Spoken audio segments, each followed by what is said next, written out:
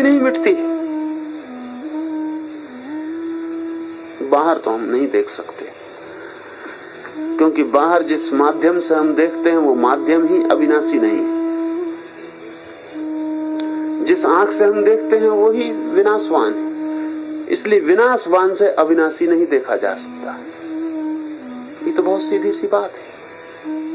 आंख अपने से ज्यादा बड़े को नहीं देख सकती, आंख अपनी सीमा के भीतर देख सकती। आंख खुद ही विनाशशील है, इसलिए विनाशशील को देख सकती। कान खुद विनाशशील है, इसलिए विनाशशील को सुन सकता है।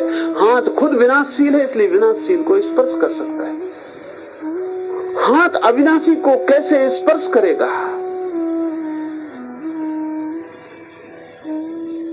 अविनाशी को कैसे स्पर्श करेगा? अविनाशी को जानने के लिए अविनाशी माध्यम खोजना पड़े। विनाशशील माध्यम से अविनाशी का पता नहीं चलता है। और हमारे शरीर के पास जितनी इंद्रियां हैं वो सब विनाशवान है, शरीर की इंद्रियां हैं।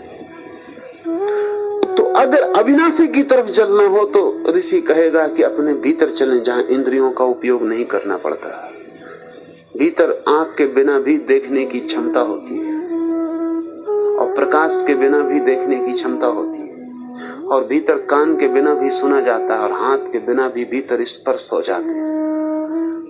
तो वे स्पर्श, वे दृश्य, वे अनुभूतियां विनाशशील इंद्रियों से नहीं होती। लेकिन क्या जो विनाशशील इंद्रियों से नहीं होता वो अनिवार्य रूप से अविनाशी होगा? क्योंकि भीतर भी जो दृश्य दिखाई पड़ता है वो भी अभी दिखाई पड़ता है, फिर कल दिखाई नहीं पड़ता। एक मित्र कल आए थे, उन्होंने कहा पहले दिन तो बहुत प्रकाश दिखाई पड़ा था, फिर दूसरे दिन ध्यान में नहीं दिखाई पड़ रहा। तो निश्चित ही वो प्रकाश अविनाशी तो नहीं हो सकता। जो दिखा और नहीं दिखा, खो गया, था और अब नहीं है, वो भी एक रूप ही रहा, वो भी एक आकार ही रहा। उनको मैंने कहा कि प्रकाश दिखे तो ना दिखे तो दोनों स्थितियों में एक चीज शाश्वत है, देखने वाला।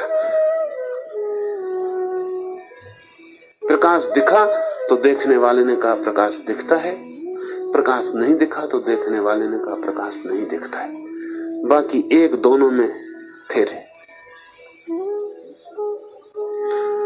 तो भीतर के अनुभव भी अनिवार्य नहीं कि अविनाशी हो, क्योंकि वे भी आज हैं और कल नहीं होते हैं। लेकिन एक तत्व भीतर सदा होता है, वो जो ज्ञाता है, वो जो दृष्टा है, वो जो देखता है, वो सदा होता है। वही एक हमारे भीतर अविनाशी स्वर है। उसे हम पहचान लें तो हम जगत में भी अविनाशी स्वर को पहचानने लगेंगे। उसके अलावा शेष सब विनाशशील है।